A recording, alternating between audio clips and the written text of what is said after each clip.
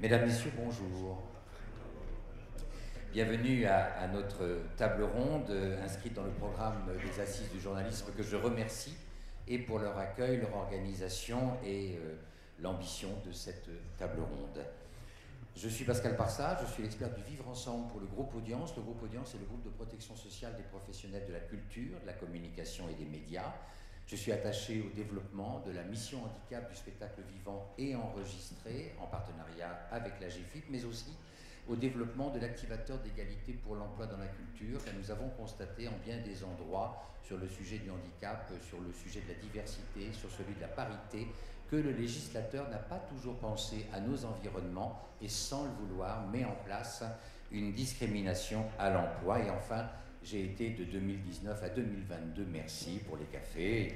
J'ai été donc de 2019 à 2022 expert culture et handicap au COJO Paris 2024 et pour les Jeux paralympiques. Je signale que la couleur rose est celle d'Audience, mais c'est aussi celle des Jeux olympiques 2024, donc nous sommes en phase. Les Jeux olympiques et paralympiques de Paris arrivent à grands pas. Dans moins de 150 jours, athlètes et para-athlètes du monde entier viendront chercher le titre le plus prestigieux de toute une carrière. Objectif collectif, le sport, para ou pas, n'est-il pas aussi vecteur de participation tel qu'indiqué dans la loi du 11 février 2005, de rencontres, de dépassements, de découvertes de possibles insoupçonnés, tout autant d'appropriation, d'autonomie, d'affirmation de soi dans le regard des autres. Et pour conclure, n'est-ce pas un bel objet de plaisir, de bien-être et de santé? Le parasport, c'est quoi? Comment en parler? Comment commenter? Quelles adaptations associées aux compétitions en direct et sur les lieux? Quels enjeux pour cette édition 2024 et au-delà des Jeux?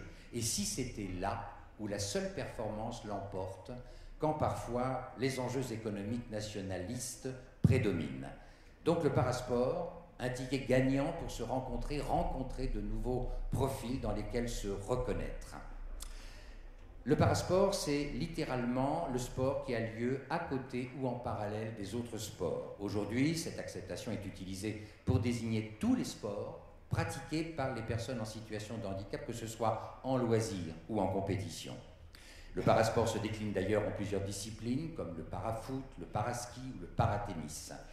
Les Jeux paralympiques, eux, ont été imaginés en 1948 et les premiers Jeux paralympiques se tiennent en 1960 à Rome, 6 jours après la clôture des Jeux olympiques du 18 au 25 septembre. 5000 personnes assistent à la cérémonie d'ouverture au stade de Acqua Acetosa.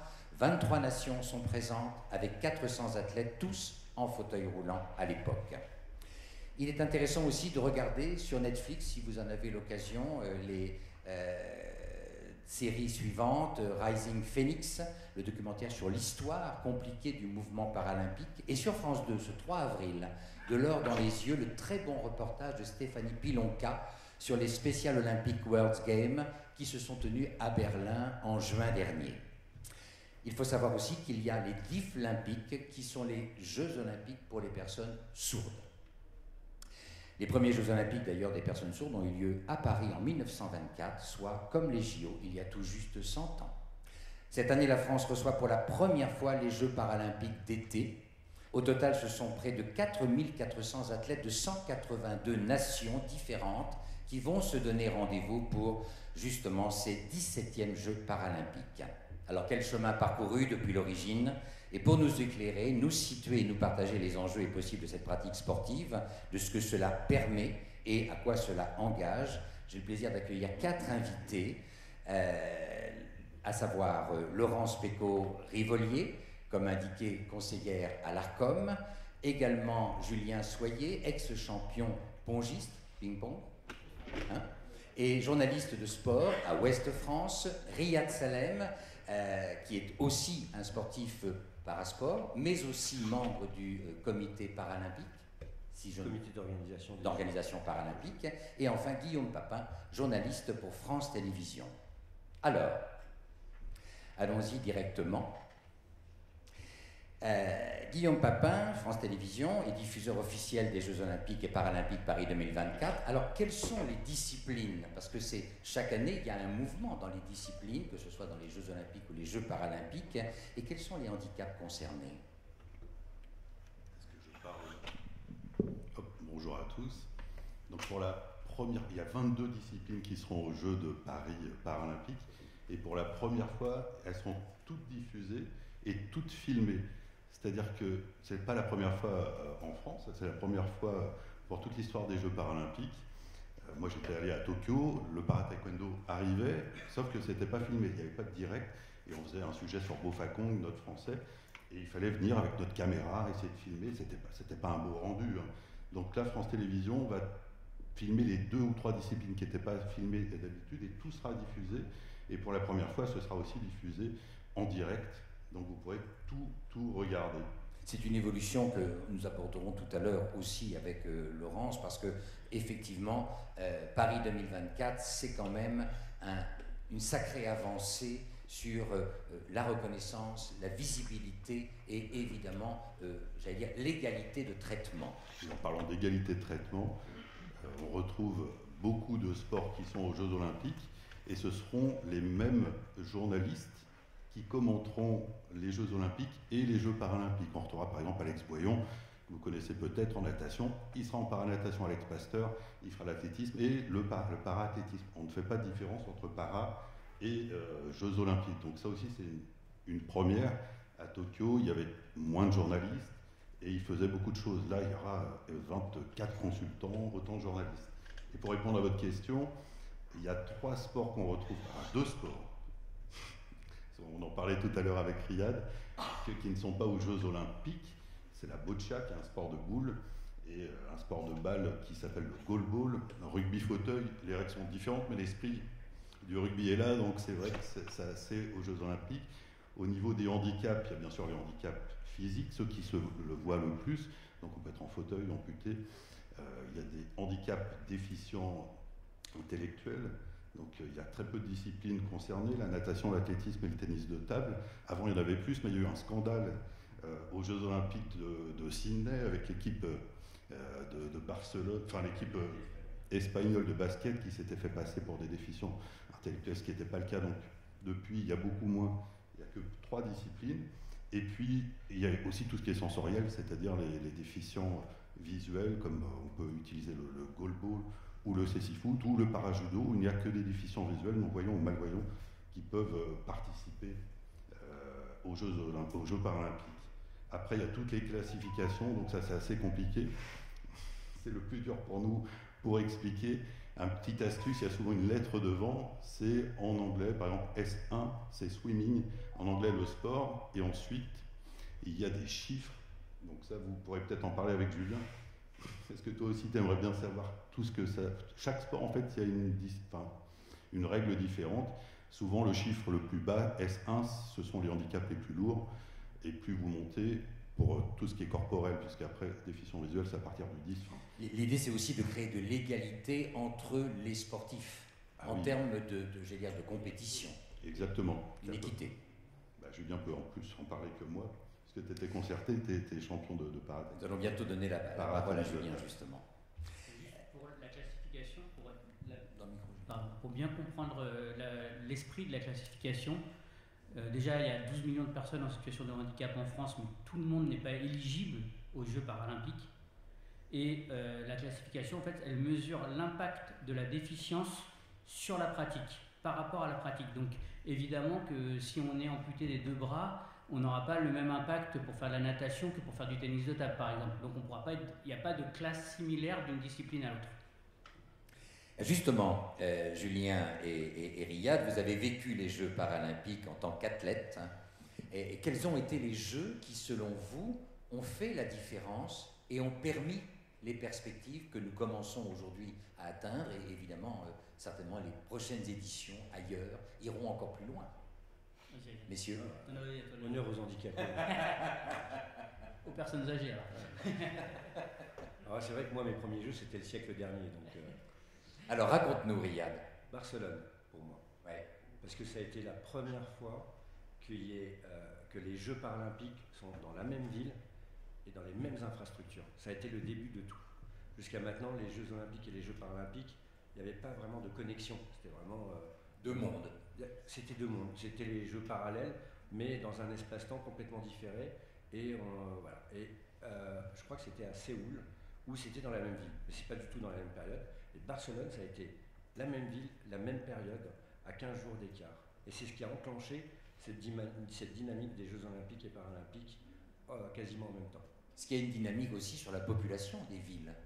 Parce que ça amène un changement de regard, il y a beaucoup de choses qui en découlent. Ça amène aussi beaucoup une logique d'accessibilité, puisque maintenant, je ne vais pas vous raconter toute l'histoire, mais en gros, depuis Pékin, il y a une signature qui a été imposée qui fait qu'aujourd'hui, une ville candidate est obligée d'organiser l'Olympique et Paralympique. Et c'est pour ça qu'à Paris 2024, aujourd'hui, on a le même comité d'organisation, ce qui n'était pas le cas avant.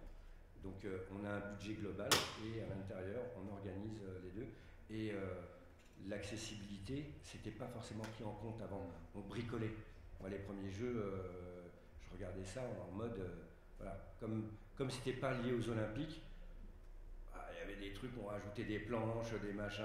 D'ailleurs, on le voit, l'aréna Adidas qui a été ouverte est assez exemplaire en termes d'accessibilité des retours que j'ai. Exactement, et on va plus loin que juste sur l'accessibilité fauteuil, on va sur l'accessibilité universelle.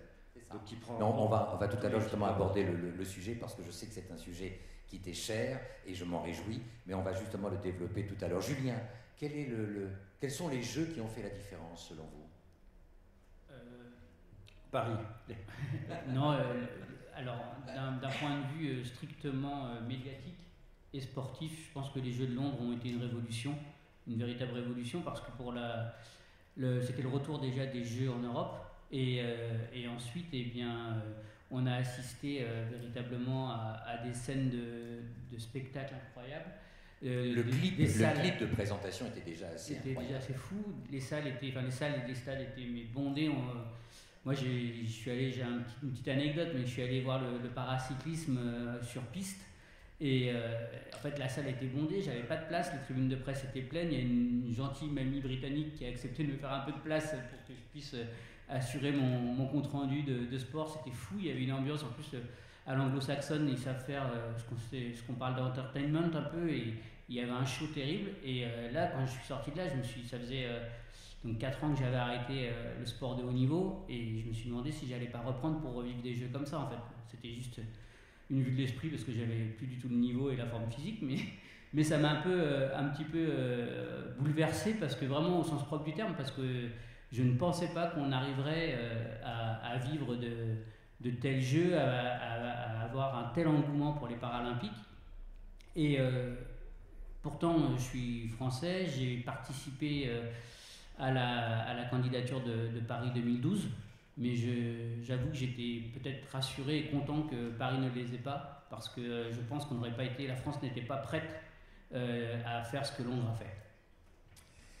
Merci beaucoup. Laurence Pécaud-Rivolier, aux Jeux paralympiques de Barcelone en 1992, 5 minutes sur les écrans de télévision. Et pourtant, j'ai lu votre étude parue en décembre 2023 qui en témoigne, les Français s'intéressent de plus en plus à ce temps sportif. Alors, qu'en est-il? Peut-être nous présenter évidemment cette étude, et qu'en sera-t-il pour Paris 2024? Alors effectivement, du côté de l'ARCOM, nous, ce qu'on peut faire de manière peut-être un peu plus technocratique, mais ça a son utilité aussi, c'est de faire des études et de fournir des chiffres pour objectiver un peu les situations.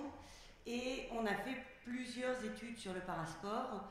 On en a fait une qui fait état des évolutions dans la diffusion par les médias du parasport, parce qu'évidemment, plus il y a de diffusion, plus on connaît, plus on s'intéresse, et plus on s'intéresse, plus on a envie d'en avoir.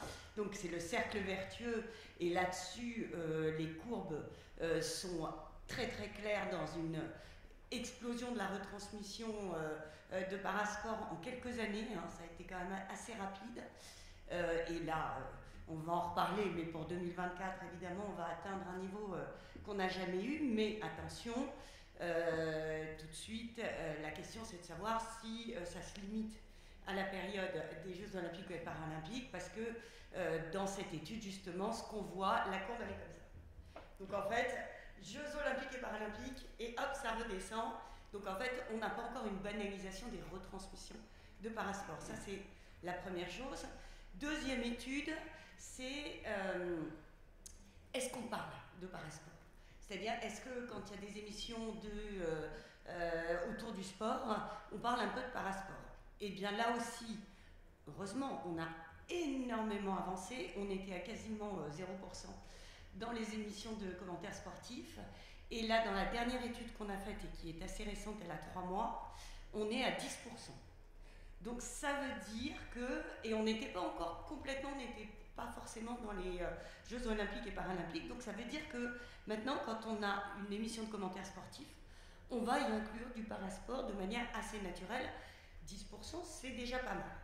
Mais on va le faire un peu différemment de la manière dont on parle de sport dit valide, c'est le terme. Puisque, en fait, d'un côté, on va parler de résultats sportifs, de l'autre, on va plutôt faire des portraits de parathlètes, montrer l'exemplarité, les particularités. Mais voilà, il faut commencer par aussi faire connaître ces athlètes pour qu'ensuite on ait envie de les suivre. Donc c'est pas complètement illogique. Il y a aussi des différences qui sont pas inintéressantes par rapport à ce que vous disiez, qui montrent que pour le sport valide, en gros on parle toujours des 5 mêmes sports. Top 5. Alors que pour le parasport, c'est beaucoup plus éclectique et qu'on a quasiment 22 sports qui sont évoqués. Mais par contre, avec, et vous en parliez aussi, un petit déficit d'explication sur les règles de chacun d'entre eux, parce que c'est tellement complexe qu'on a l'impression que c'est un peu difficile de l'aborder. Donc ça, c'est la deuxième étude. Et la troisième étude, vous vous y référiez, c'est une étude d'intention auprès des téléspectateurs potentiels. Et 50% d'entre eux ont dit avoir déjà regardé du parasport. Mais surtout, ça c'est la bonne surprise, s'ils sont 67% à dire qu'ils vont regarder les Jeux Olympiques, ils sont 60%, donc on est vraiment très proche, à dire qu'ils vont aussi regarder le parasport. On a une différence d'intensité. Dans le premier cas, c'est je vais regarder régulièrement, quasiment tout le temps.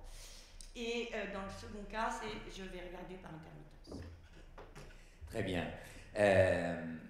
Donc pour 2024, on voit bien qu'il y a une mobilisation. Julien, je vous en prie. Juste, je voulais me permettre de dire, pour rejoindre ce que vous disiez, qu'il y avait quand même d'autres jeux qui avaient été révélateurs, en tout cas synonymes de révolution. Ce sont les Jeux de Sotchi en France, parce que c'est la première fois à Sotchi que France Télévisions a diffusé du direct, des Jeux paralympiques en direct. Et ce qui est assez amusant, façon de parler, c'est que finalement, les Jeux d'hiver ont été des tournants dans l'histoire française, alors que ce ne sont pas forcément les Jeux qui concernent le plus de monde, hein, puisque les disciplines sont moindres et tout le monde n'a pas de montagne près de chez lui. Mais en fait, eh bien, à Turin, il y a eu l'équivalence des primes en 2006, et à Sotchi, eh bien, pour la première fois, il y avait des épreuves paralympiques diffusées en direct sur une chaîne française grand public. Donc c'est juste une petite précision, mais c'est pas anodin, comme si un peu les Jeux paralympiques d'hiver avaient aussi servi de laboratoire et de test pour ce qui pourrait fonctionner pour les Jeux paralympiques d'été qui ont une caisse de résonance plus importante. Guillaume, vous voulez rebondir, poursuivre ou non? Ah ben, c'est très bien, je vous en remercie. Moi, je veux juste préciser quelque chose que vous avez dit, le terme dit valide. Oui. En fait, vous dites olympique et paralympique, c'est très bien, parce que alors pour vous, les futurs journalistes, c'est important parce qu'on s'est vraiment battu pour sortir du mot invalide, et donc par effet miroir, si on garde le mot valide, ça nous renvoie dans un passé qui n'est pas forcément... avec tous les clichés que ça génère. Les clichés. Et pour moi, c'est plus... Alors, ça c'est mon côté poétique, je vais dire le monde ordinaire, voilà, votre monde, et le monde extraordinaire, le nôtre. Voilà, comme ça permet de mettre un peu plus de poésie et de positiver. Il est peut-être intéressant à cet endroit de rappeler l'origine du mot handicap, qui est donc initié d'un jeu anglais, handicap, la main dans le chapeau. On tirait au sort, comme dans une loterie en fait, et on avait un lot qui était ce qu'on avait. Et puis ce mot est allé ensuite vers le sport équestre. On le voit aussi d'ailleurs dans le golf, il y a des handicaps dans le golf, mais il y en a aussi en sport équestre. Et à l'époque, pour créer de l'équité, on lestait les cavaliers plus menus pour les rendre à égalité avec ceux qui étaient plus massifs, plus trapus. D'où cette notion de lourdeur, d'infaisabilité, de gêne, d'incapacité. Et donc c'est ça souvent que ce mot génère, qui est qu'on entrevoit qu'il y a un déficit. Il n'y a pas de déficit. en fait, c'est autrement. Et je vais... Vas-y. Non, on allait dire la même chose, je pense. Vas-y, je te laisse dire. Dans ma phrase, il y a chapeau. Est-ce qu'il y a chapeau? Oui, c'est handicap, la main dans le chapeau. Et tirer au sort. Absolument. En fait, et donc c'est aussi la nature qui est un tirage au sort. Voilà. On allait chercher le hasard parce que vous pensez bien que la personne qui aurait mis un paysan derrière un seigneur aurait eu des comptes à rendre. Là, c'est le hasard. Et ça a été aussi utilisé, pour compléter ce que tu as dit, dans le monde du spectacle. Les mendiants tendaient la main, les troubadours tendaient le chapeau. Donc on ne jugeait pas du montant de chacun qui payait. Voilà. Aujourd'hui, il y a un tarif, avant on donnait ce qu'on pouvait. Merci de ces ajustements. Alors justement, Riyad, Laurence l'a un peu abordé et Guillaume aussi y travaille sur des portraits. Il est important aujourd'hui, on en a parlé lors de l'échange, de créer des histoires. Et non pas d'être sur l'exceptionnel, mais plutôt sur, comment dirais-je, une sorte de charisme, de reconnaissance. Qu'en est-il, Riyad? C'est important de raconter des récits. Parce qu'au fait, on a toujours l'impression que nous, les athlètes paralympiques, on est des exceptions. Nous ne sommes pas des exceptions. C'est qu'à un moment donné, on est comme tous les gamins, on a chopé le virus de la passion et ça nous a ouvert une voie.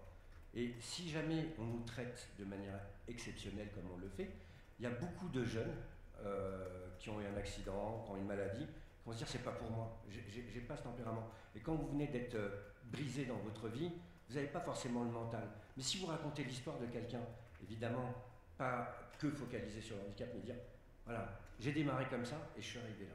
Tout le monde peut se rattacher à cette histoire. Et souvent, ce qui manque, c'est soit c'est l'un, soit c'est l'autre, mais les deux ensemble, le récit, il n'est pas complet pour moi.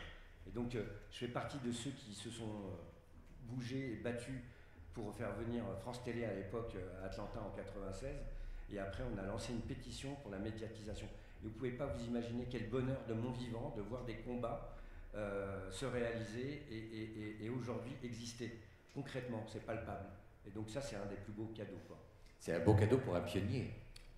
Oui. D'être encore là pour voir le fruit de la graine plantée il y a quelques années. Justement, Guillaume, vous, lors de notre préparation, je ne sais pas dans le déroulé, mais on a un peu de marge, on peut en parler, vous travaillez beaucoup justement sur des vignettes vidéo, des choses qui mettent en avant des parcours, mais donc de fait aussi vous racontez des histoires. Oui, effectivement, moi c'est ce que j'aime, c'est pas forcément journaliste de sport, oui, mais c'est plus les sportifs que j'aime. Alors c'est dans le para, ça peut être hors para. Moi aussi je t'aime. Ah oui. Et c'est vrai que dans le para, il y a de sacrées belles histoires et j'ai l'impression d'être enrichi par ces histoires et d'être une meilleure personne après avoir rencontré.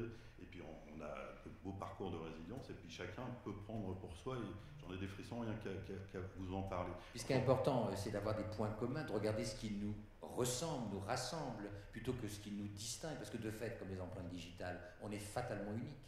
Exactement. Et c'est vrai que nous aussi, on a des émissions dédiées au handisport, comme champion d'exception. Mais moi, j'aime bien quand le handisport aussi casse les cases, en fait. Et quand on vous reçoit dans Tout le sport, comme il y a quelques semaines, ou quand la semaine prochaine, dans Stade 2, notre émission où il y a quand même plusieurs millions de personnes, on a Alex Portal comme invité principal, qui est nageur handisport. On ne va pas parler que de son handicap, on va parler vraiment du sport, on va expliquer quand même quel est son handicap, mais il est là en tant que champion. On fera le portrait chinois avec lui, sa musique comme tous nos invités. Et je trouve ça bien qu'on casse aussi un petit peu les cases.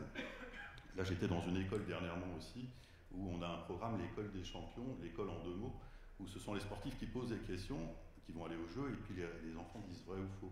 Alors parfois, il y a du para, et par exemple, il y a Hakim Areski, qui est champion de cécifoot, qui dit moi je suis non-voyant, et pourtant j'ai eu une médaille au jeu. Alors il ne dit pas jeux paralympiques, hein, en football, vrai ou faux? Tous les enfants disent c'est faux, on ne peut pas jouer non-voyant et d'être footballeur.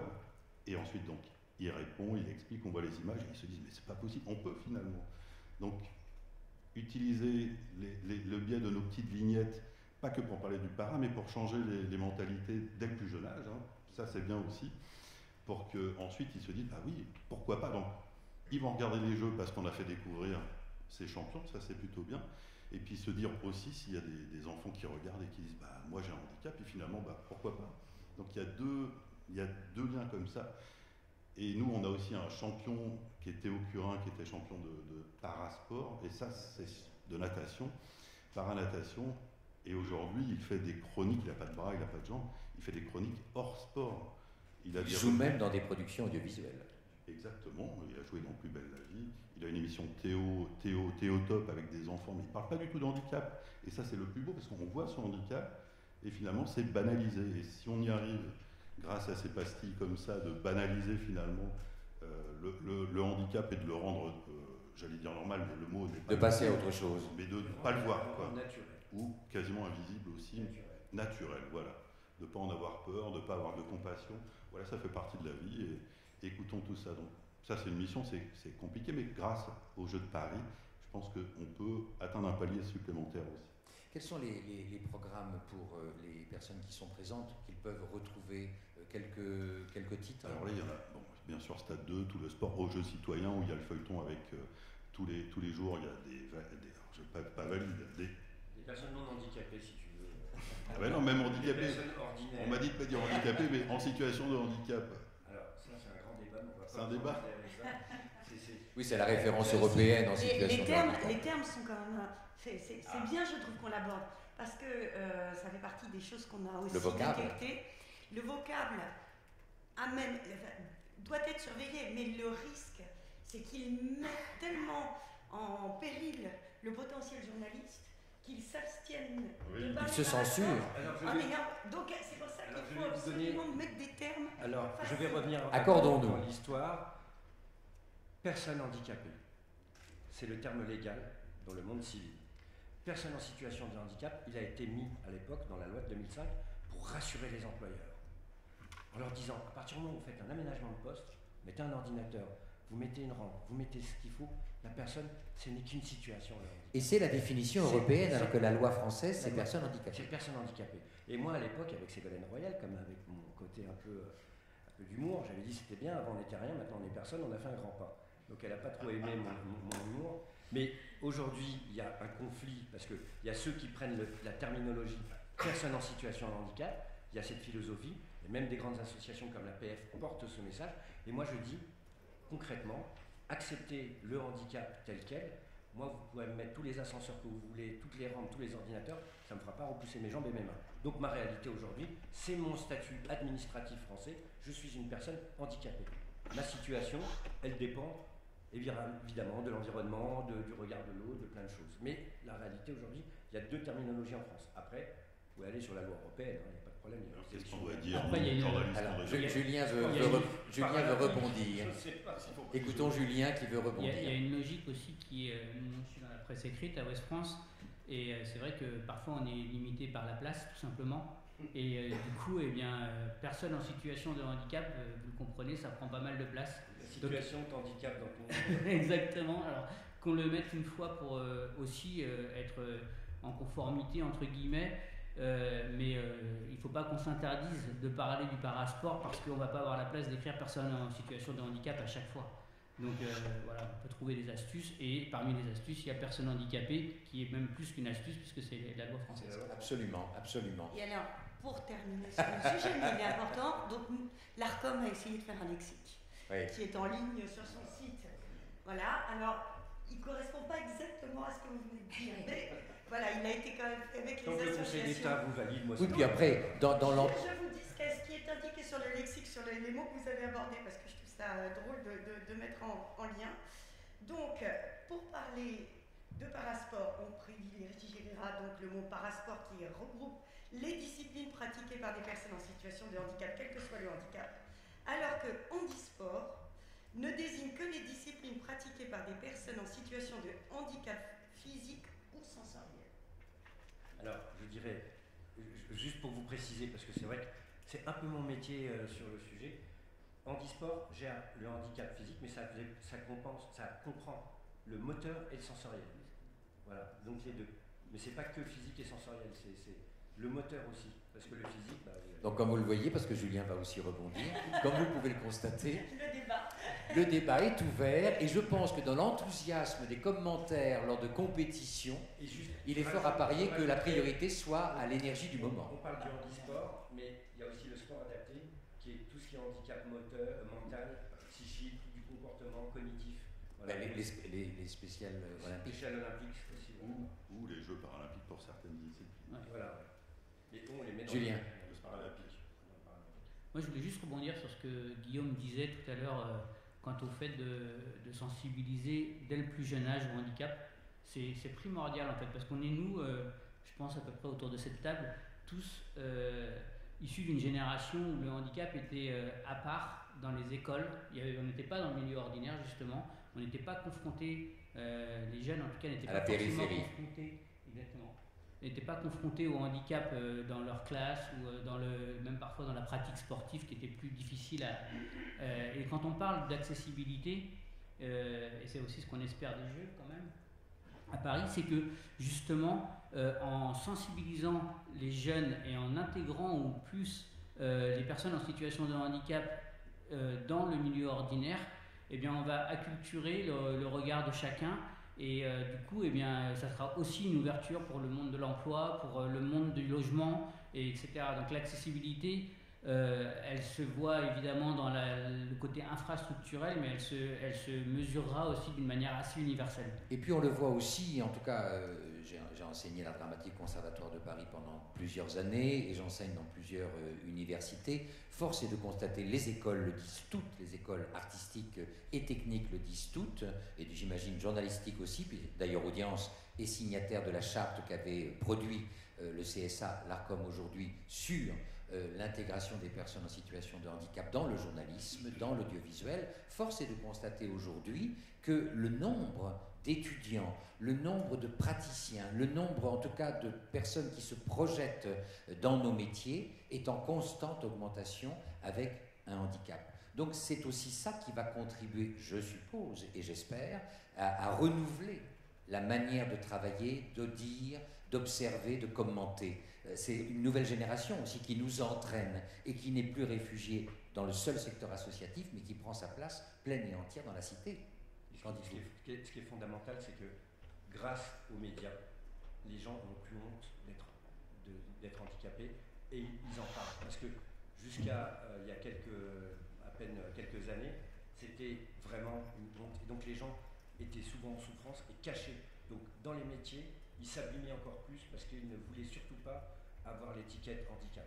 Aujourd'hui, c'est plus un problème parce que on parle sainement et naturellement du sujet. Et les familles n'ont plus l'intention de raser les murs. Ouais. Elles prennent leur place et elles font ce qu'il faut pour que leur enfant ait toute sa place. C'est aussi une révolution de progrès et, j'allais dire, riche de perspectives. Plus qu'une révolution, je parlerais d'une évolution parce qu'il y a encore malheureusement des tas de secteurs. Alors, c'est vrai que ça avance. Il y a toujours des trous dans la raquette, ça c'est sûr. Ouais, là, il y a quelques trous béants quand même. Oui, je vous l'accorde. Mais quand même, moi je constate quand même qu'une nouvelle génération arrive et qu'elle est porteuse d'espoir et de progrès attendu depuis longtemps. Oui. Mais il faudrait qu'une part de l'administration se mette au diapason. Formation. Laurence Pécaud-Rivolier, l'ARCOM a lancé en novembre 2022 « Jouons ensemble ». L'enjeu étant d'inciter les médias audiovisuels, télévision, radio, à intégrer plus de retransmissions sportives. Donc, vous l'avez esquissé tout à l'heure. Quel est le bilan? Parce qu'on en a parlé lors de la préparation de cette intervention. Les chaînes privées font beaucoup, quand même. Alors, effectivement, l'idée, c'était vraiment, en période non paralympique, de faire quand même parler de parasport. On a lancé ça, alors, donc l'idée est parue en 2021 pour une première édition en 2022, qui a vraiment marché très très fort avec un rebond de l'ensemble des éditeurs privés comme publics pour participer à ce mouvement, et on a eu à la fois des effets en termes d'émissions dédiées au parasport, mais aussi c'est là qu'ont été lancées aussi des petites séries, enfin un certain nombre d'émissions qui ont été dans le sens de développer la vision du parasport. Malheureusement, l'année dernière, la journée Jouons ensemble est tombée pas très longtemps après une journée du 7 octobre qui a un peu fait qu'on n'a pas pu avoir les mêmes effets qu'on aurait espéré sur l'année précédente, mais on va continuer parce qu'encore une fois, mais ça rejoint tout ce qui vient d'être dit. L'idée, c'est vraiment de dire on s'habitue au parasport grâce aux Paralympiques parce que c'est vraiment là la tribune et ça c'est clair, c'est évident et ça va l'être encore plus cette année, mais on ne relâche pas. Il faut que ce soit vraiment une évidence qu'il y ait des retransmissions de parasport et des commentaires de parasport tout au long de l'année. Du sport, point à la ligne. Du sport, avant toute chose. Vous travaillez beaucoup avec les représentants des personnes en situation de handicap. Il y a une vraie démarche quand même. Alors on travaille en permanence avec les représentants associatifs. Au CNCPH, avec le CNCPH. Conseil national consultatif des personnes handicapées. On a chaque année un baromètre, parce que donc l'idée c'est de dire, et c'est vraiment ça rejoint ce que vous avez dit, c'est que les médias sont beaucoup dans la représentation qu'on se fait des images en général. Donc il y a un certain nombre d'indicateurs sur lesquels on souhaite que les médias évoluent dans la représentation, c'est-à-dire qu'on n'est pas uniquement... on n'en est plus là. Je caricature complètement. Mais voilà, des hommes blancs CSP+, entre 35 et 45 ans, heureusement, on n'en est plus là. Mais enfin, il y a encore quelques réminiscences. Et donc, chaque année, on fait un baromètre de perception des personnes qui sont représentées à l'écran.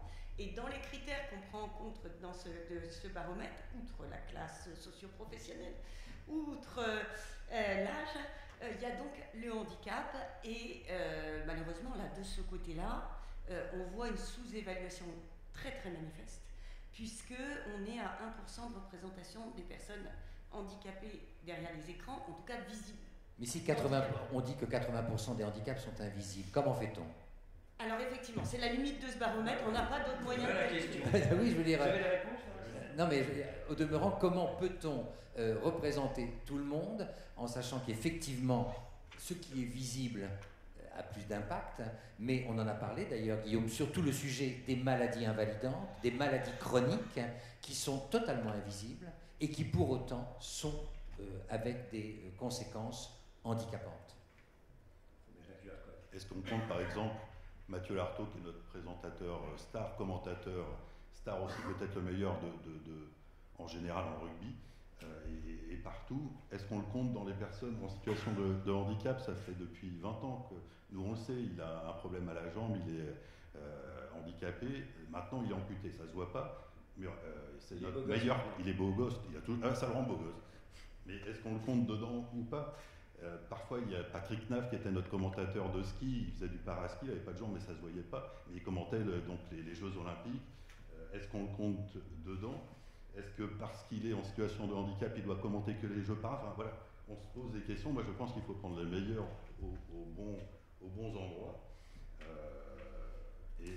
Et c'est aussi toute la nécessité pour les journalistes de bien maîtriser justement cette diversité de réalité pour pouvoir aussi trouver les mots et expliquer et informer, au demeurant, situer. Pour parler du ski, par exemple, le paraski, il y a notre ami Arthur Baucher qui a gagné 3 ou 4 médailles d'or aux derniers Jeux paralympiques. Lui, il a 2 jambes, mais il skie avec des personnes qui n'ont qu'une jambe. Moi, j'étais sur place et j'entendais les concurrents en italien. Il y avait plein de gros mots en disant « mais il n'a rien à faire dans notre catégorie. Qu'est-ce qu'il fait là ?» Et nous, il a une enfin c'est dur à dire, mais paraparésie statique, où il tremble, la jambe tremble, il prend des crises. Et on le voit après une course, après sa médaille, il tombe par terre et il a une crise. Qu'est-ce qu'on fait à ce moment-là? On essaye de ne pas faire du voyeurisme, mais on le voit et on entend les Italiens qui disaient « arrête ton cinéma ». Nous, on avait un micro à côté, on le filme, et qu'est-ce qu'on fait de cette séquence? Est-ce qu'on la montre pour montrer qu'il est vraiment handicapé et que c'est enfin, même si on ne le voit pas, c'est pas du chiquet, quoi, en gros. Donc on montre quand même la séquence 2 jours après, en se disant qu'est-ce qu'on va faire. Et il vient nous voir en disant bah, merci. C'est la première fois qu'on vient me voir en disant bah, voilà, je comprends ton handicap et je comprends que bah, tu puisses être avec d'autres personnes qui n'ont qu'une jambe. Et toi, ça se voit pas, mais on voit vraiment ton handicap. Donc, parfois, il y a des handicaps invisibles et c'est les plus durs à expliquer. Je ne sais pas si ça répondait à votre question. Mais... Laurence, vous vouliez rebondir? Oui, parce que c'est le vrai sujet. C'est-à-dire qu'on en parlait hier sur un autre sujet. On avait une conférence sur égalité hommes-femmes dans le sport. Et on avait déjà cette discussion. D'abord, faut-il ou non donner des chiffres, avoir des chiffres? C'est-à-dire vous avez raison, c'est évidemment la meilleure place, mais en même temps, on sent bien que ça ne suffit pas de dire ça, parce qu'il y a naturellement un effet miroir qui fait qu'à force de ne pas compter, on risque d'oublier. Donc il faut quand même compter. Mais alors, le risque n'est-il pas qu'on mette du coup des personnes incompétentes parce qu'elles sont en situation de handicap, et c'est contre-productif en fait, parce qu'on va dire lui il est là et il n'est là que pour ça. Ok. Et il y a des gens qui sont pas en situation de handicap et qui sont incompétents. Aussi. Oui, tout à fait. Je On est d'accord sur les débats. Les handicapés incompétents aussi. Il y a un premier volet du débat, vous avez raison, qui est ok, il nous faut des chiffres. Mais qu'est-ce qu'on fait de ces chiffres? Parce qu'ensuite, un quota même, pas dit, mais quand même un tout petit peu sous-jacent, ça veut dire qu'il y a ce risque que vous dites. Ok, ça c'est la première partie du débat. La deuxième partie du débat, elle est spécifique à la question du handicap, puisqu'effectivement, ça veut dire que, comme on ne demande pas aux gens, êtes-vous ou non handicapés, notre baromètre repose sur la perception du spectateur, donc sur la visibilité. Or, c'est complètement antinomique avec tout ce qu'on vient de se dire, c'est-à-dire qu'il faut absolument que les personnes en situation de handicap, elles soient comme n'importe qui, donc banalisées, et qu'elles parlent d'autre chose que de leur handicap ou du handicap des autres, et par conséquent, elles ne vont pas montrer nécessairement. Donc, on a un sujet qui est spécifique au handicap et qui explique, je l'espère d'ailleurs, c'est une source d'explication, qu'on soit qu'à 1%. En revanche, deuxième chose qu'il y a dans ce baromètre, c'est on associe à la visibilité des personnes quel est le qualificatif qu'on peut leur donner.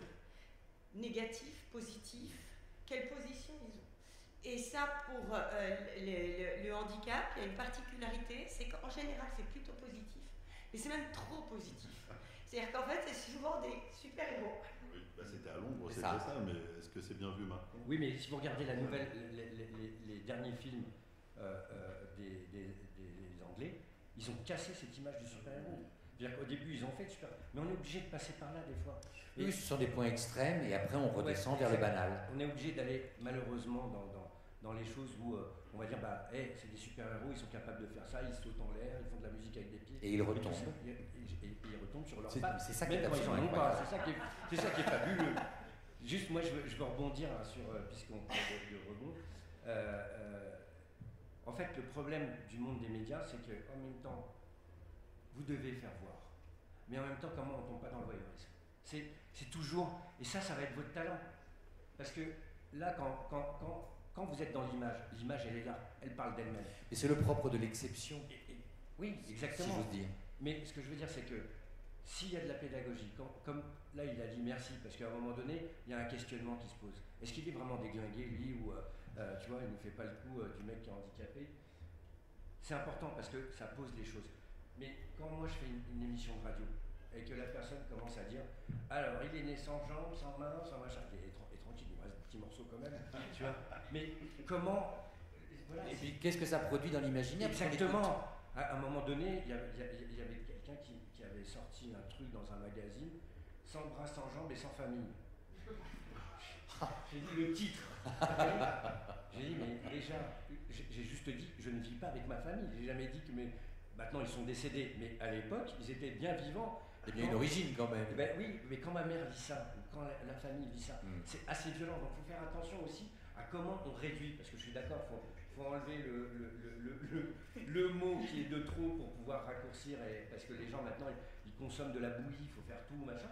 Mais là, si on fait ça, il faut être talentueux. Il faut choisir les bons mots pour quelque part ouvrir l'imaginaire et pas rentrer dans un truc où ça nous réduit. Alors il y a un autre endroit, et je ne sais pas, je ne crois pas que l'ARCOM, même s'il l'observe, l'intègre, mais on voit bien quand même que les réseaux sociaux ont beaucoup contribué aussi à partager des images qu'on ne voit pas forcément sur les écrans, j'allais dire linéaires.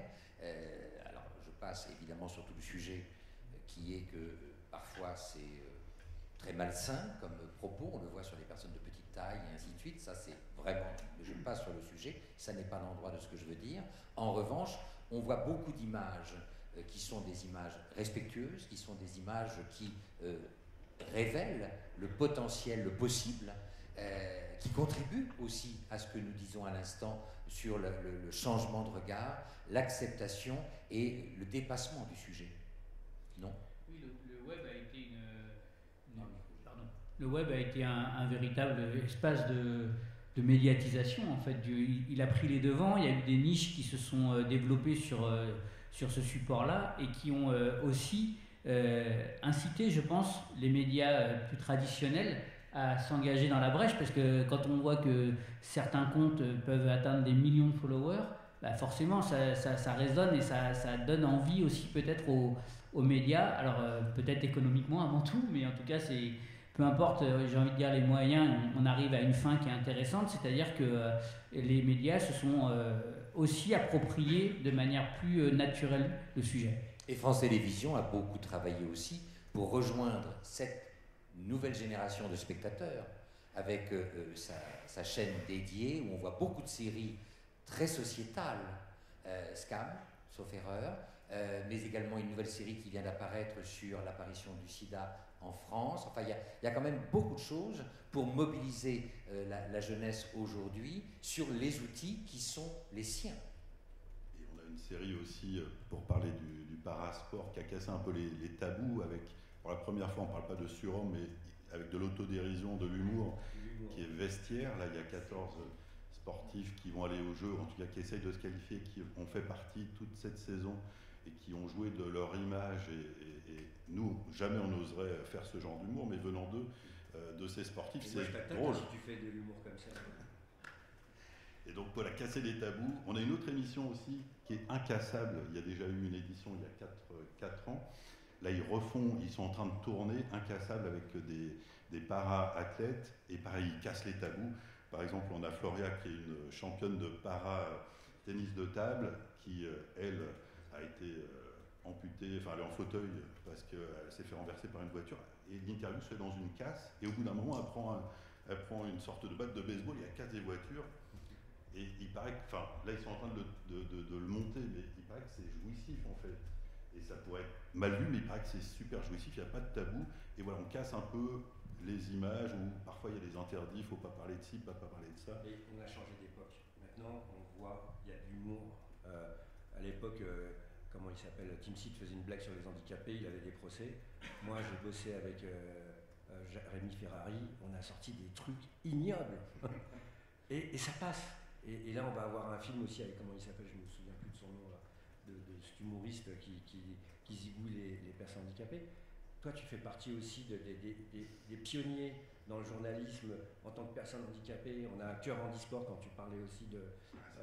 non mais voilà, ça veut dire qu'il y a des choses qui fait que le média traditionnel au départ n'était pas là, mais aujourd'hui on a des outils où les gens créent leurs propres médias et on s'aperçoit, parce qu'à l'époque on me disait, il n'y a pas d'audimat, il n'y a pas de téléspectateurs pour ça. Je leur dis, mais ça me rappelle quand je me battais avec la SNCF en disant, mais il n'y a pas de personne en fauteuil qui prenne le train. Ben, oui, mais il n'est pas accessible. Donc voilà, donner l'accessibilité, donner à voir, et vous verrez. Et puis l'audimat viendra ou viendra pas, mais c'est la loi du spectacle, quoi. Alors là, nous sommes sur la représentation. Julien, un mot, et puis après nous passons à la suite. Juste un parallèle avec le stand-up. Il y a beaucoup d'humoristes qui en fait prennent leur propre vie en support principal de leur humour. Et nous, en fait, c'est un peu pareil aussi. On a envie tellement tous les jours des trucs incroyables que si on n'en rigole pas, on se tue, quoi. Donc, il vaut mieux en rigoler, je pense. Ouais, mieux vaut être mort de rire. Julien, justement, puisque vous avez le micro, on va continuer parce qu'on a parlé donc de la représentation et puis il y a aussi l'action. Ouest France, me disiez-vous à la préparation, a été le premier média à envoyer un de ses journalistes, en l'occurrence vous, aux Jeux Olympiques. Comment c'est... Pardon ? Oui, aux Jeux Paralympiques, pardon, excusez-moi. Comment Ouest France se prépare pour Paris 2024 ? Oui, juste pour revenir sur ça, c'est vrai que Ouest France a été le premier et l'unique en fait média, le quotidien régional, à envoyer à sa propre charge pendant l'intégralité d'une période de jeu, c'était à Londres, un envoyé spécial. Il n'y avait pas d'autres médias régionaux qui avaient sur toute la durée des jeux financé l'envoi d'un envoyé spécial. Donc ça c'était quand même... Qu'est-ce qui a prévalu à ce choix ? Modestement, j'ai envie de dire moi. Mais il faut des acteurs de progrès. Hein.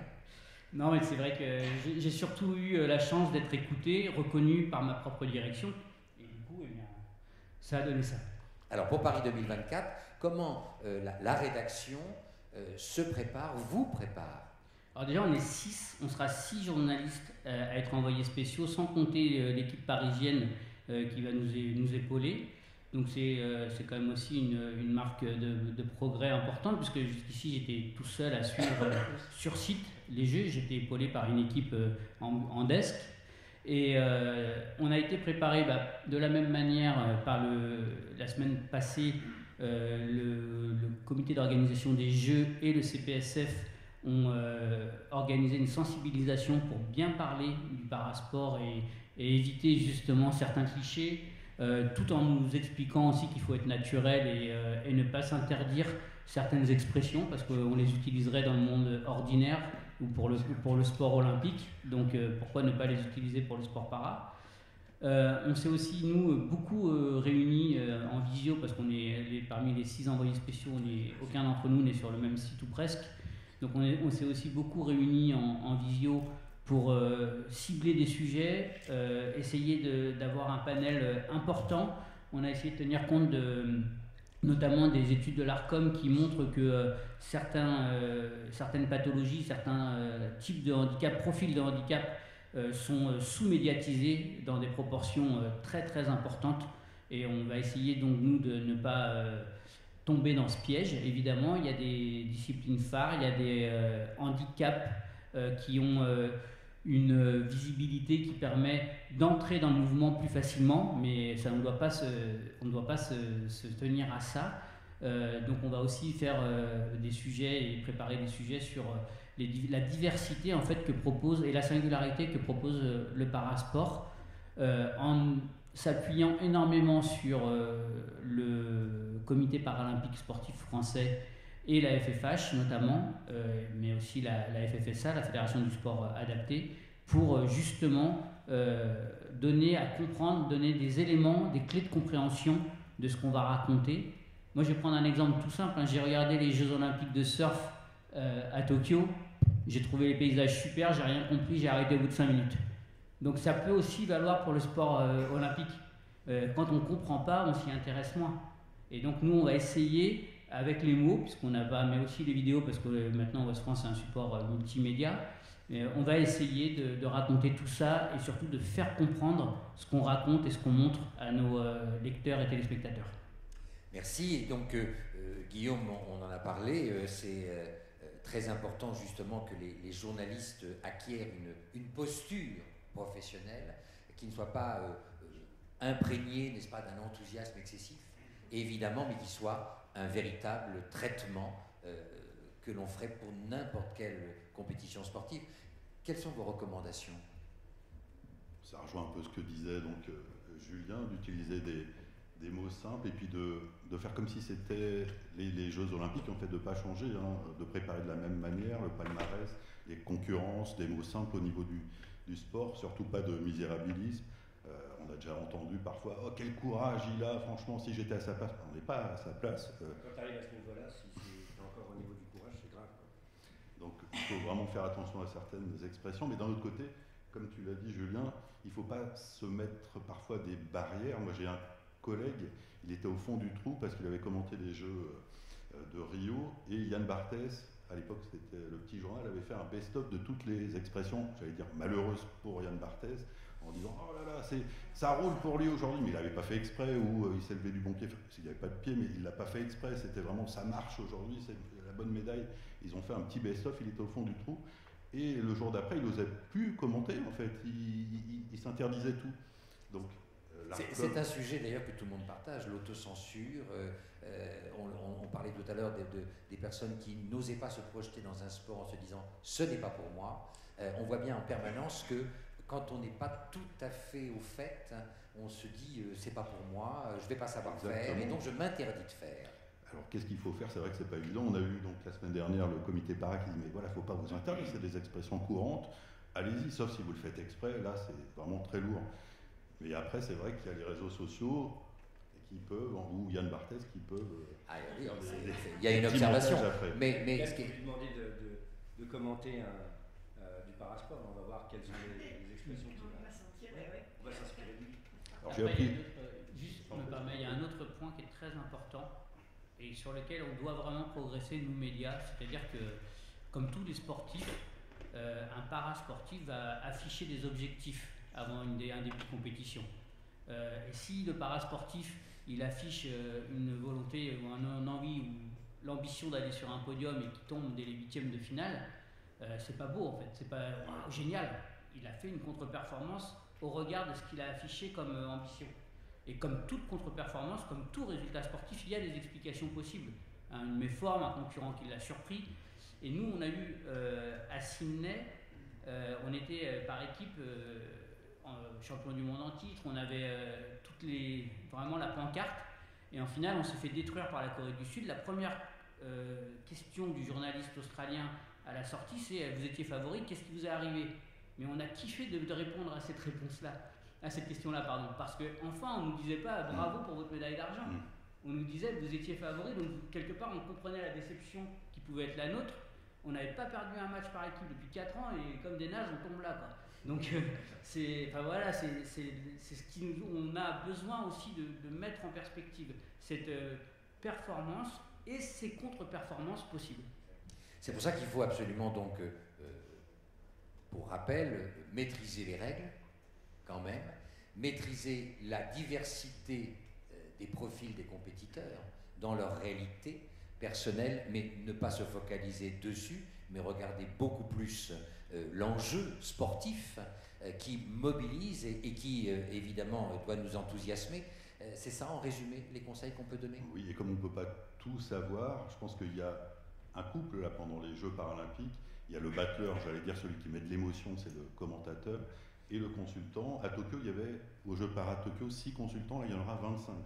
Donc il y a 22 disciplines, donc ça veut dire qu'en cyclisme sur piste, il y a déjà 2 consultants, on a 2 super consultants qui sont là sur tous les plateaux. Donc on n'a pas toutes les infos, il faut aller les chercher, et il faut écouter aussi ceux qui savent peut-être un petit peu plus, chacun un peu son métier, faire vivre les émotions. Et moi j'ai été bluffé par Diagana. Oui. Franchement, alors qu'il n'a rien à voir avec le parasport, mais le fait d'avoir été comme toi, le fait que tu sois athlète aussi, tu maîtrises la discipline. Ouais. Et le sujet. Ouais. Et c'est vrai que je suis d'accord avec toi, quand on me dit qu'on vient de se faire prendre une raclée et que le gars dit « Ah mais vous avez super bien joué et tout », je dis « La prochaine fois, dites-moi qu'on a mal joué mais qu'on a gagné, tu vois, je préférais être dans cette dynamique parce qu'à chaque fois, il y a aussi ce truc où on sait qu'on a fait de la merde, clairement. Et donc il y a déjà la déception. Ouais, quand même. En plus, vous avez quand même super bien joué. Bah non, parce que oui, donc c'est une chose, encore une fois, qui est un objet commun. Hein, le retour sur investissement, si j'ose dire, de tout le travail que ça représente, et d'avoir un instant, et malheureusement de ne pas être au rendez-vous de son rêve et de son travail. Mais tous les sportifs, pareil, travaillent pour mais absolument. Des fois, il y en a qui gagnent et d'autres qui perdent. Regardons ce qui nous est commun, c'est toujours beaucoup plus intéressant. Si je peux me permettre, c'est vrai que j'ai appris moi quelque chose avec cette formation, parce qu'on fait des erreurs, et qu'il y a un temps pour... Donc c'est le COJO, qui a été missionné par le comité paralympique. Avec qui on travaille, il nous donne des éléments de langage, comment parler. Et c'est vrai qu'il y a un temps pour tout, et nous, on aime bien raconter aussi des histoires. Quand on voit par exemple quelqu'un qui performe, le soir on a envie de montrer la médaille, mais de raconter aussi d'où il vient. Et parfois il y a des questions qu'il ne faut pas forcément poser à ce moment-là. Vous parliez juste après une descente. Là c'était par exemple en paraski, c'est une personne qui est amputée, il s'était fait manger par un requin. Et j'avais envie de raconter cette histoire, les premières questions, la course, etc. Puis après je dis bon, on arrête le direct et on fait une question pour le soir et une question sur le requin. Mais ce n'était pas forcément le bon moment pour poser cette question finalement. Ça c'est ce qu'on doit faire avant, qu'on prenne en stock, qu'on raconte dans le plateau, tranquillement, mais pas quelques secondes après. Donc voilà, ça à mon avis, je me tape moi-même sur les doigts. Je ne m'y reprendrai plus, il faut vraiment s'y prendre à l'avance. Un temps pour tout. Il y a le ça, c'est l'expérience. Donc il faut rentrer dans le jeu, si j'ose dire. Surtout qu'on a des coachs qui s'occupent de la partie psychologique, mentale, et on sait qu'il y a des choses dans l'histoire d'une personne qu'il ne faut pas réveiller dans la période de compétition. Quoi. Je veux dire, un accident, un truc dramatique, où on ne va pas dire à celui qui est en finale, alors vous avez perdu votre enfant et vous réussissez. Tranquille. Alors, l'ARCOM, Laurence, donc, a mis en place une sorte de lexique pour le vocable. Est-ce que l'ARCOM propose aussi des ressources pour justement que les journalistes qui vont être accrédités, qui vont commenter, puissent justement être au plus près de ce qu'il est opportun de partager? Alors non. Là, pour le coup, non, on n'intervient pas du tout sur la formation des journalistes. Et le lexique qu'on a mis sur les ressources, peut-être? Sur les ressources, je vois pas. D'accord. Est-ce que vous intervenez pour les écoles alors Effectivement. Les écoles de journalisme. C'est vrai.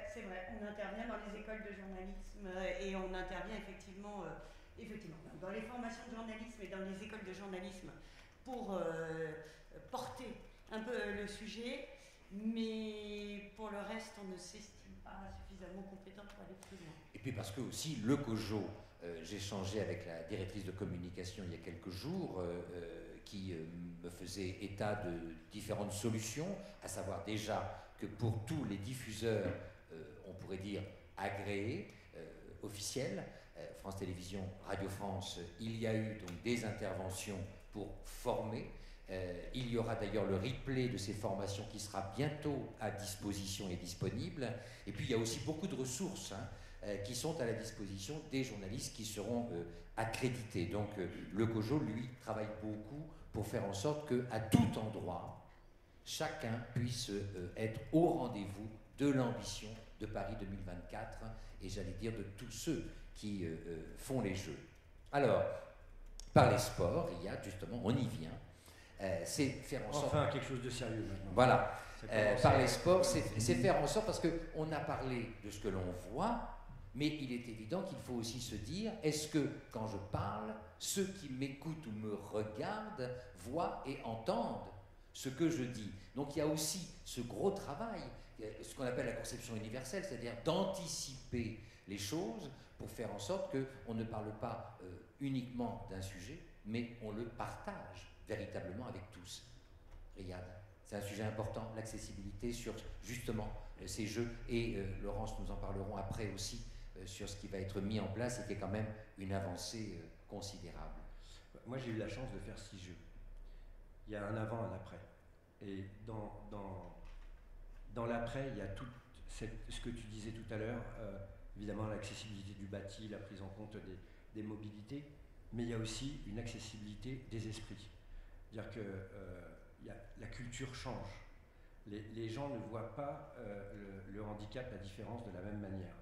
Et ça, c'est le plus bel héritage qu'on peut avoir. C'est-à-dire qu'on amène, grâce à ces jeux, une forme de pédagogie et, comme tu parlais de ressemblance, et ben le fait qu'on ait parlé des histoires et qu'on se dit « Ah mais en fait, il a la même histoire, il vient de la même ville que moi, il a tac tac tac », on va chercher les points communs. Et quand vous regardez le handicap, la vulnérabilité, la différence autrement, ça devient naturel. Parce qu'on est quand même, on a la chance, là je vais faire un petit peu mon...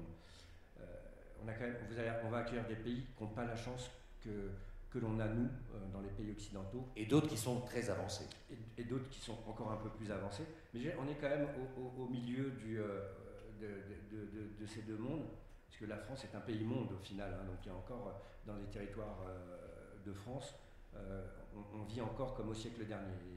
Et c'est pas normal, mais bon, bref.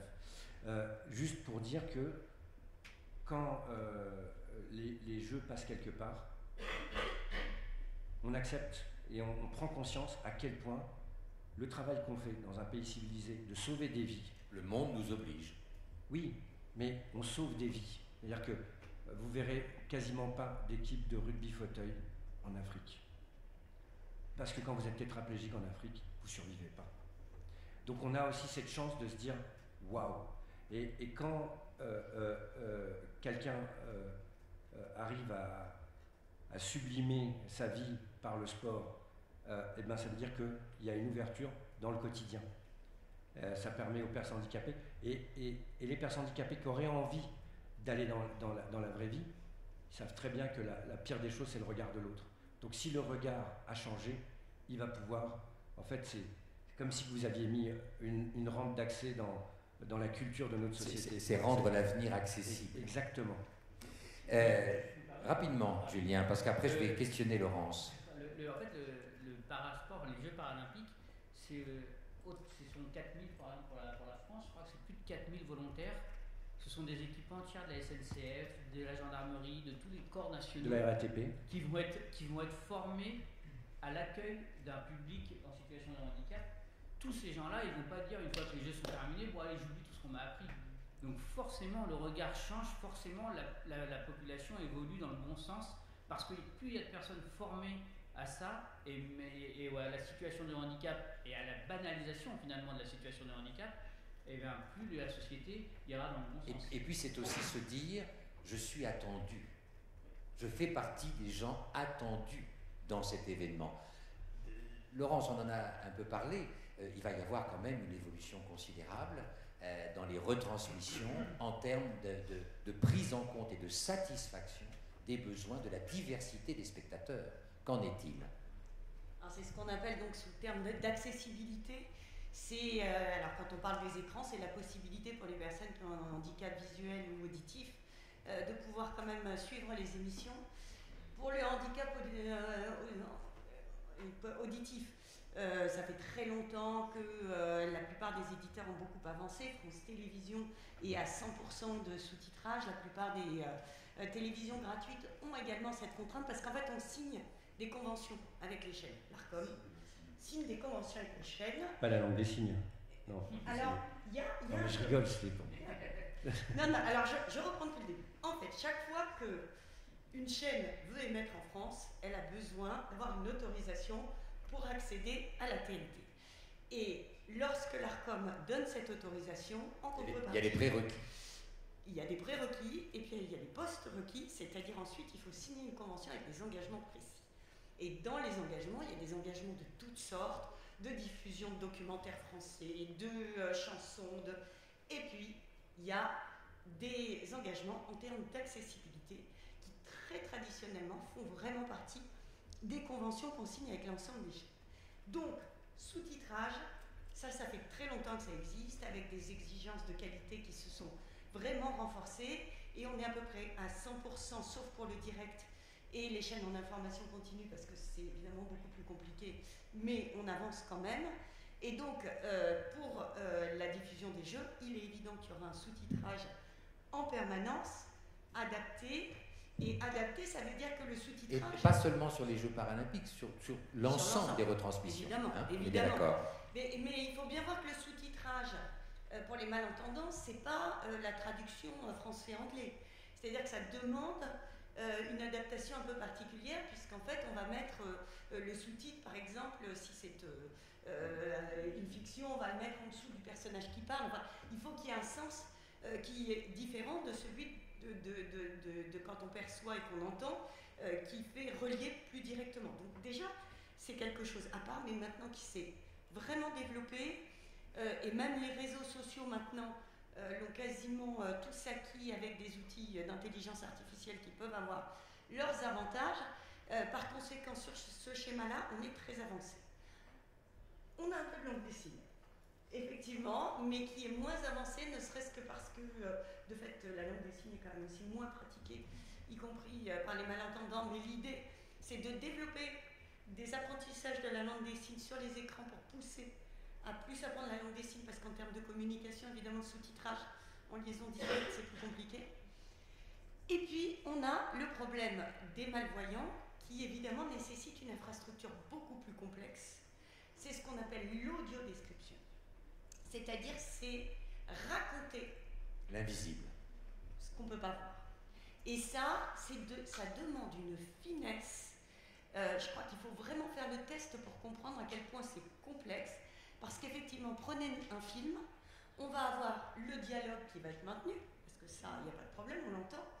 Et par-dessus, faut se glisser dans les silences. Une explication sans polluer, sans aller sur les dialogues, qui va permettre de comprendre qu'il y a bien trois personnages. Il y en a un qu'on n'entend pas parler, mais il est là et c'est hyper important, parce que sinon on ne comprend pas la scène. Donc c'est très compliqué. Et la première fois, France Télévisions a annoncé qu'ils allaient étendre le système d'audiodescription à la retransmission des événements sportifs. Alors dans ce cadre-là, ça ne s'appelle pas l'audiodescription, parce que c'est une technique un peu différente. Ça, il faut, voilà, c'est ça, et puis on raconte moins. Donc on appelle ça la vocalisation. Alors on a appelé ça l'oralisation, vous avez raison, jusqu'à il y a à peu près un mois.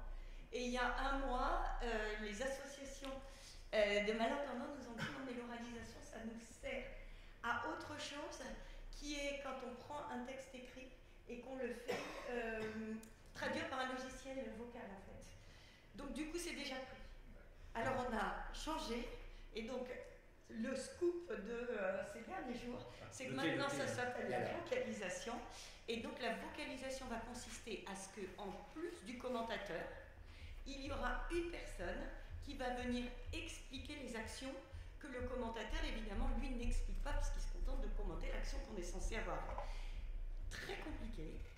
France Télévisions s'est engagée à avoir 7 heures de vocalisation par jour sur les retransmissions à l'occasion des Jeux. Donc c'est énorme.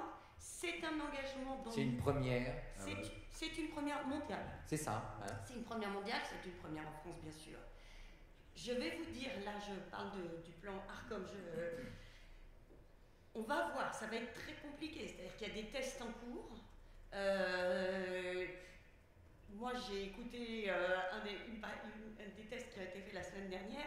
Je ne suis pas complètement convaincue, pour l'instant ça se superpose un peu. C'est perfectible, mais ça le mérite en tout cas d'être impulsé. Mais voilà, c'est formidable. Faites des tests avec des commentaires déjà d'autres éditions des Jeux. Oui, là on n'a pas pris les Jeux. En fait c'était sur un match de rugby je crois, sur lequel il y a eu un test qui a été fait. Et simplement on mesure la complexité de l'opération. Si c'est Alex Voyant, il parle tout le temps.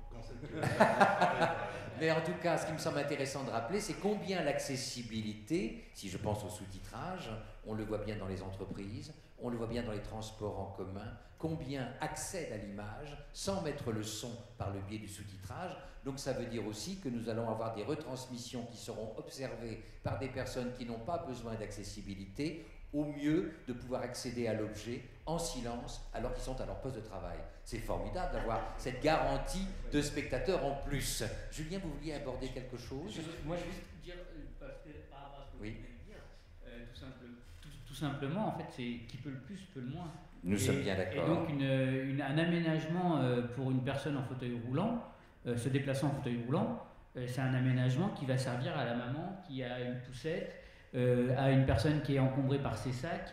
Voilà, enfin, donc de toute manière, comme tu l'as dit, c'est vrai qu'aujourd'hui, de plus en plus, on consomme des émissions de télé ou sur le web juste avec les sous-titrages. Absolument, absolument. Moi, alors, j'ai envie de dire une chose importante, puisque tu es quand même un expert du sujet sur l'audiodescription et tu as fait des pièces de théâtre. Oui. Et est-ce que tu serais OK de faire une petite séance pour qu'ils comprennent? Ils ferment tous les yeux. Soyons fous. Moi j'ai eu la chance. Ne vous endormez pas, on n'a pas fini. Hein. Non mais une minute. C'est vrai qu'il a une voix. Non mais c'est génial parce que.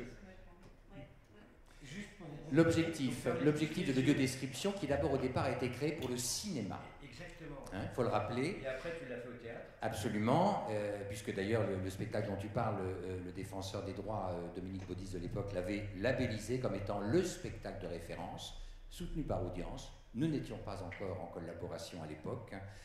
Quoi qu'il en soit, donc le principe. Alors vous fermez les yeux. Et donc, imaginez qu'il y a, par exemple, un comédien qui rentre à droite et qui rentre à gauche.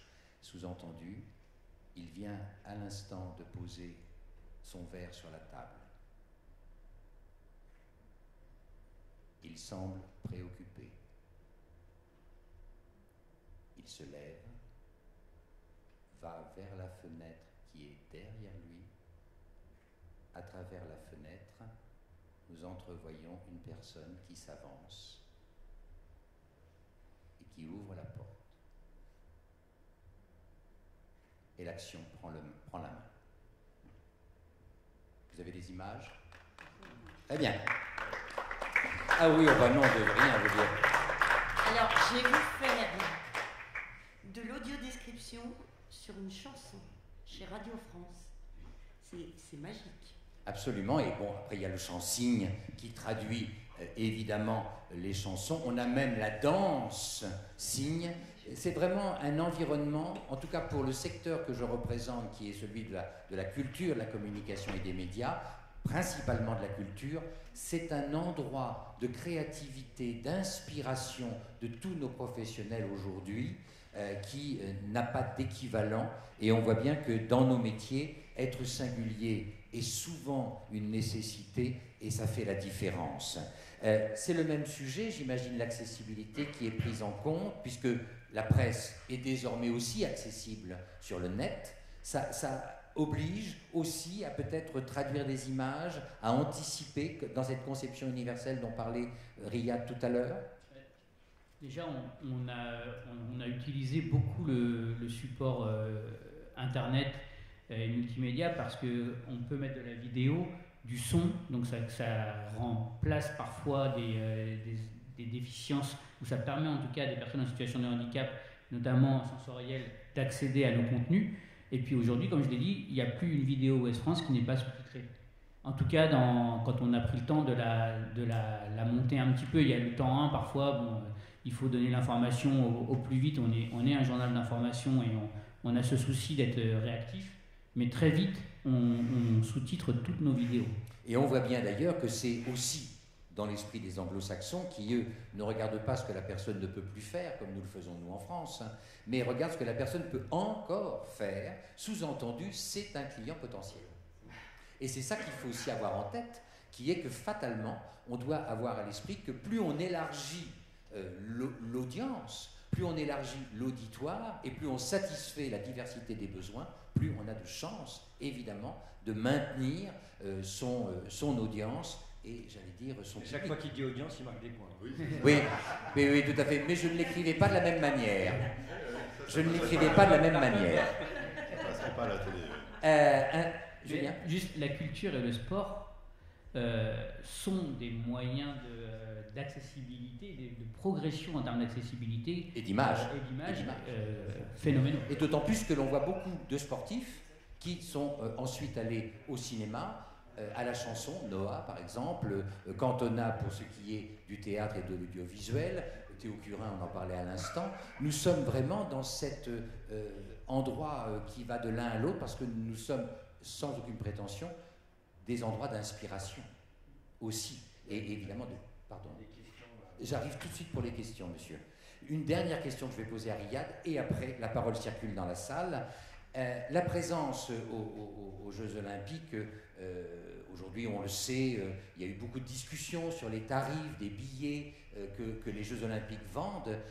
Et ça, est-ce que ça n'a pas un impact sur les Jeux Paralympiques? Parce qu'on voit bien que l'achat de place n'est pas aussi dynamique qu'il l'a été pour les Jeux Olympiques. Il faut réajuster les choses, là. Alors, on parle d'accessibilité. Et même, tu dis, maintenant, on a l'accessibilité. Mais quand je veux lire des fois des articles, il faut que je m'abonne. Donc, il y a un prix à tout. Alors, c'est vrai qu'il y a un espèce de accessibilité ne veut pas dire gratuité. J'ai jamais dit le contraire. Non, mais je veux dire que tout le monde, ça dépend des moyens. Je veux dire que l'accessibilité des billets des Jeux Olympiques, ça a été quelque part un espèce de couac, parce que tous les premiers billets à 24 € ont été achetés en 2 heures.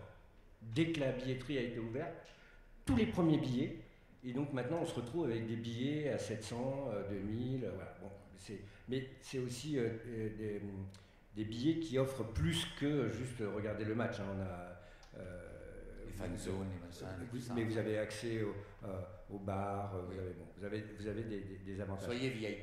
Exactement. Et donc, dans l'esprit des gens, les Paralympiques, c'est pareil, c'est aussi cher. Donc, ils n'ont pas conscience qu'aujourd'hui, l'écart entre le billet olympique et paralympique, nous, ça va de 15-10 € à 100 € max. Donc, vous prenez un match de rugby, parce que c'est un peu mon sport, c'est 15 € pour les matchs de poule. Un de tes sports, tu devrais dire. Un de mes sports. Non, mais actuellement, je suis en équipe de France de rugby.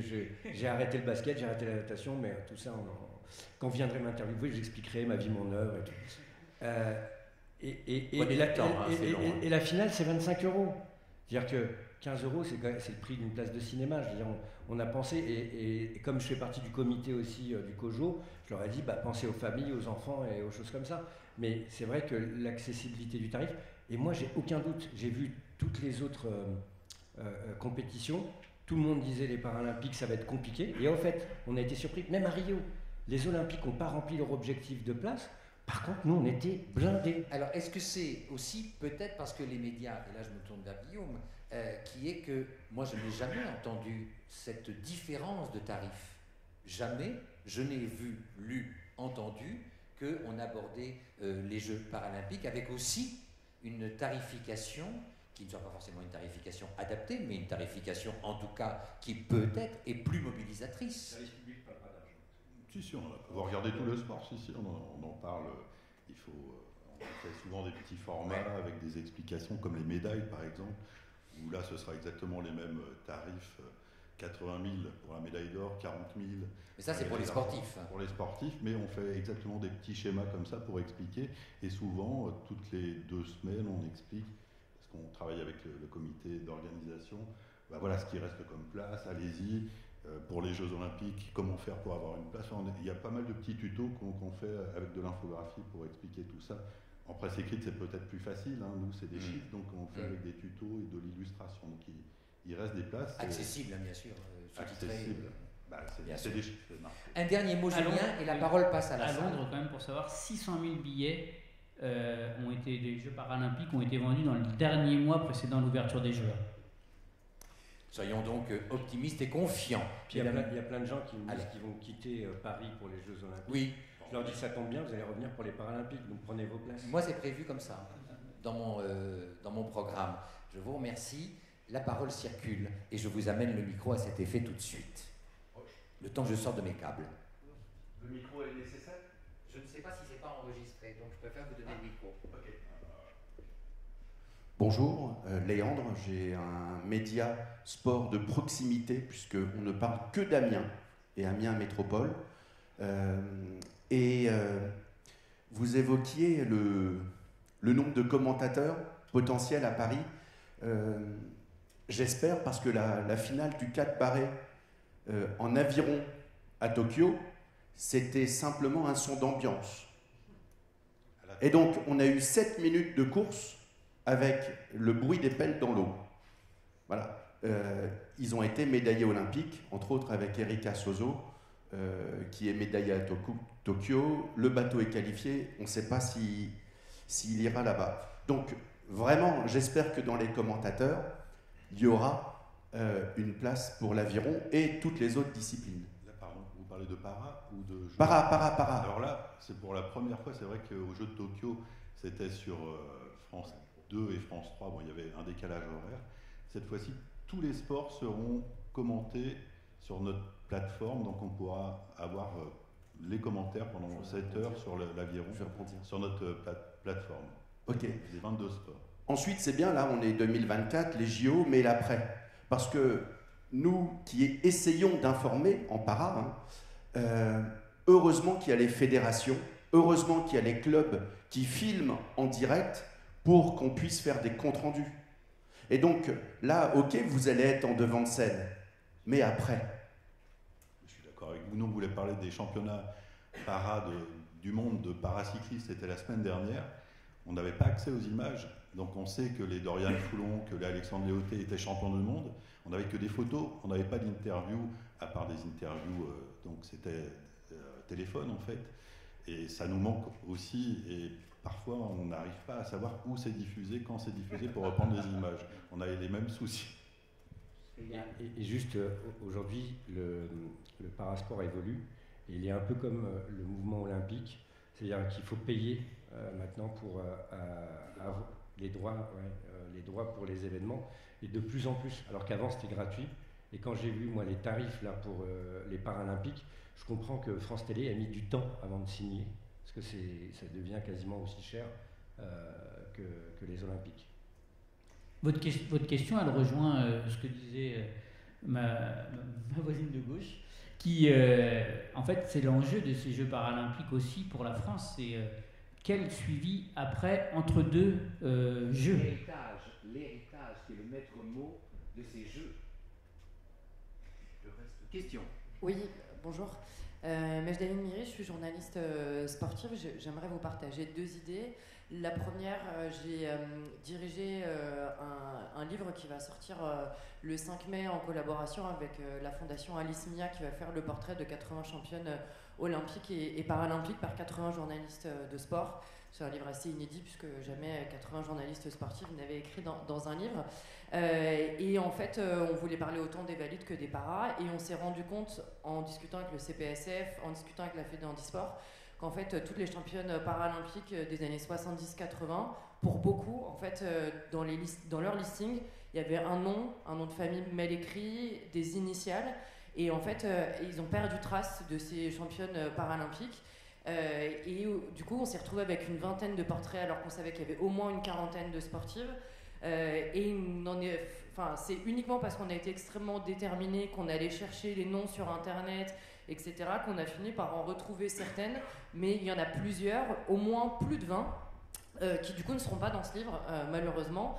Du coup, on a dédié un article spécial là-dessus à toutes ces championnes oubliées, mais j'avoue que je trouve ça assez terrible qu'on puisse pas raconter leur histoire. Et Marie-Amélie Le Fur me disait, mais oui, en fait, on en est encore là. Sur l'archivage, l'histoire, il nous manque tout un pan, en fait, de tout ça. Et il y a carrément des sportives qui nous ont fourni elles-mêmes les photos de leur sacre, des photos qui ont été 20 fois scannées, etc. Heureusement qu'on a travaillé avec des super graphistes pour le livre, mais ce que je veux dire, c'est qu'il y a un vrai sujet autour de l'histoire et de l'accès aux informations. Et puis, je suis rédactrice en chef du magazine Les Sportives, et on a 2 accréditations, et on va être entre 2 et 4 à couvrir les Jeux Olympiques, donc on va être un tout petit nombre, mais on s'est dit qu'on voulait mettre les mêmes forces sur les paras que sur les valides. On est en train de constituer une équipe d'athlètes qu'on va mettre particulièrement en lumière. Et là, pour avoir accès aux informations, c'est relativement compliqué, au sens où quand on tape sur internet qui est déjà qualifié chez les valides, on a sur le site de l'équipe. Bien sûr, chez les Olympiques. Et bien du coup, on arrive à trouver les informations. Chez les paras, il n'y a pas de site qui référence celles et ceux, ou en tout cas je ne les ai pas trouvés, qui sont déjà qualifiés. Et en fait, je pense que j'ai passé 10 coups de fil à la directrice de la communication du CPSF et qui ne me répond pas. Et du coup, alors on a réussi à trouver du monde, etc. Mais moi j'aurais tellement envie que en fait, tous les athlètes paralympiques ils puissent avoir accès à une chargée ou un chargé de com qui puisse nous fournir des photos, des infos, etc. C'est utopique, hein, mais voilà. Et ce qui est compliqué aussi, c'est qu'il y a le comité paralympique pendant les Jeux, et il y a la fédération de handisport qui s'occupe de la moitié des 22 sports. Avant, ils s'occupaient quasiment de tous les sports, et maintenant ils s'occupent de la moitié, la natation, le cyclisme, et par exemple, il y a plein de judo, sports. Le tennis, le taekwondo. Taekwondo, non, c'est la fédé de taekwondo. Oui, c'est ce que tu dis. Ouais. Donc, il est en train de citer toutes les oui. qui ne sont plus en handisport. Donc de plus en plus, on ne sait pas à qui s'adresser finalement. Parce que le comité para, oui, il s'occupe de tout, mais que pendant les Jeux. Fédé handisport, oui, il s'occupe, mais pas de tout non plus. Et il n'y a pas de musée. C'est un problème d'organisation en fait. Effectivement, de coordination, oui. Et après, pour répondre à votre question, aujourd'hui, il n'y a que 12 sportifs qui sont parasportifs, qui sont officiellement qualifiés pour les Jeux. Il y a cette liste-là qui est disponible sur le site du CPSF, mais tous les autres, alors certains ont déjà eu l'aval de leur fédération, mais ils ne sont pas passés par le cursus et l'aval du CPSF qui valide définitivement et qui entérine les qualifications des uns et des autres. Donc c'est aussi pour ça que la liste est plus réduite et nous oblige, nous, à un maximum de prudence. Alors, nous arrivons à la dernière question et nous allons avoir une réponse très courte car nous sommes arrivés au terme de notre atelier du jour. Monsieur ? Raphaël, je suis de l'école de journalisme de Grenoble. Je me rends compte quand on lit des articles sur des athlètes que les articles commencent toujours par un petit paragraphe sur la présentation de la condition physique de l'athlète, de son parcours, ce qui lui est arrivé et tout ça. Et Riyad, tout à l'heure, tu parlais de justement la délicatesse d'aborder ça.